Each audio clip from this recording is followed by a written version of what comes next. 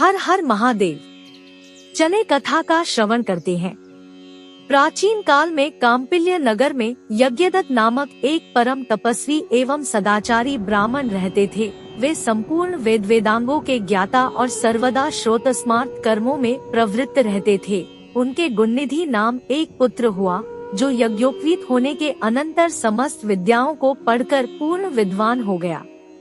दैववश कुसंग में पड़ने से उसे जुआ खेलने का दुर्व्यसन लग गया।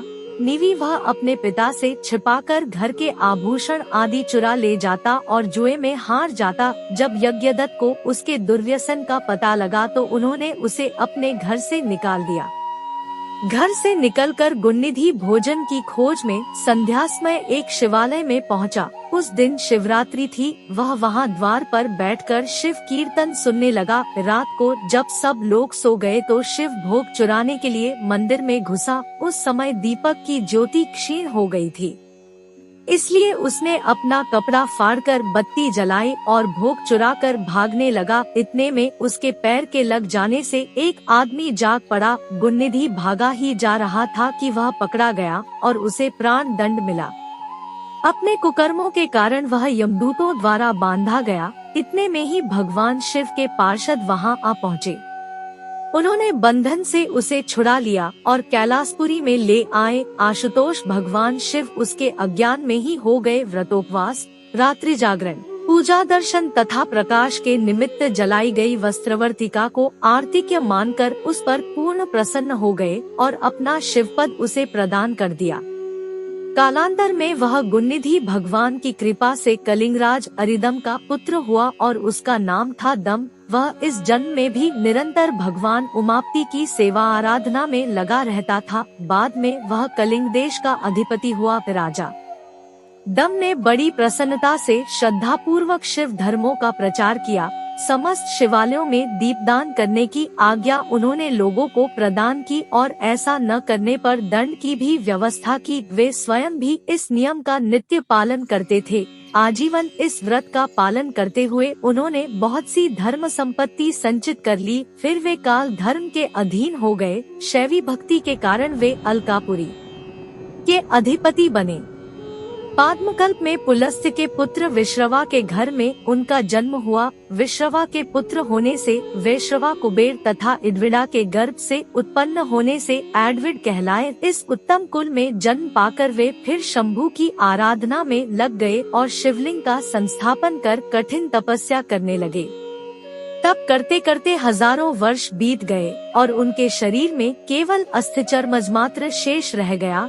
उस तीव्र तप से प्रसन्न होकर भगवान शिव उमा सहित प्रकट हुए और कहने लगे, हे वैश्रवण, तुम्हारी तपस्या से मैं प्रसन्न हूँ और तुम्हारी अभिलाषा पूर्ण करने आया हूँ। तुम अपना अभीष्ट वर मांगो।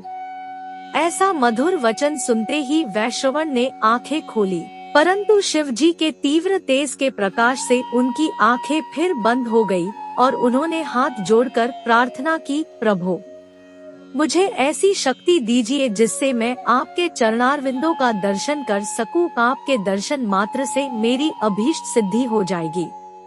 तब शिव ने कृपा पूर्वक हाथ से उनका स्पर्श किया। स्पर्श करते ही उनकी दिव्य दृष्टि हो गई। आँख खुलते ही उनकी दृष्टि सबसे पहले परम सुंदरी गिरिजा पर पड़ी। अतएव वे क्रूर दृष्टि से उन्हीं को घूर घूर कर देखने लगे। इसका फल यह हुआ कि उनकी बाईं आंख दृष्टि विहीन हो गई। पार्वती जी उनका यह दुर्व्यवहार देखकर कहने लगी कि यह तापस तो बड़ा दुष्ट मालूम होता है, मुझे क्रूर दृष्टि से देख रहा है।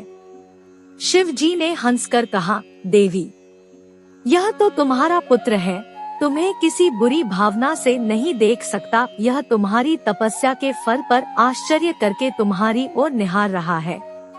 तदनंतर शिव जी वैश्रवण से बोले, वत्स, मैं तुम्हारी तपस्या से बहुत संतुष्ट हूँ और वर देता हूँ कि तुम्हें निधियों का स्वामित्व प्रपात हो और तुम गुह्यक, यक्ष, किन्नर तथा पुण्यजनों के अधिपति हो जाओ। मेरे साथ तुम्हारी मित्रता रहेगी।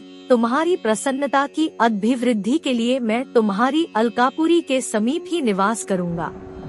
पार्वती जी ने भी अनेक वर दिए और कहा कि तुमने मेरे रूप को बुरी दृष्टि से देखा है, इसलिए तुम्हारा नाम कुबेर होगा। तुम्हारे संस्थापित इस शिवलिंग का जो लोग विधि पूर्वक अर्चन करेंगे वे कभी निर्धन नहीं होंगे और किसी प्रकार के पाप उन्हें नहीं लगेंगे। ऐसा वर देकर भगवती पार्वती के साथ भगवान शिव अंतर्हित हो गए और कुबेर अलकापुरी का ऐश्वर्य पाकर परम संतुष्ट हुए। इस प्रकार भगवान शिव की आराधना तथा उनकी कृपा से उन्होंने उत्तर दिशा का आधिपत्य, अलका नाम की दिव्यपुरी, नंदनवन के समान दिव्य उद्यान, निरुक्त चैत्ररथ नामक वन तथा एक दिव्य सभा प्राप्त की। साथ ही वे माता पार्वती के कृपा पात्र और भगवान शिव के घनिष्ठ मित्र भी बन गए। कथा का श्रवण करते वक्त शब्दों की त्रुटि हुई हो तो मुझे क्षमा करें और कमेंट में हर हर महादेव लिख दिया।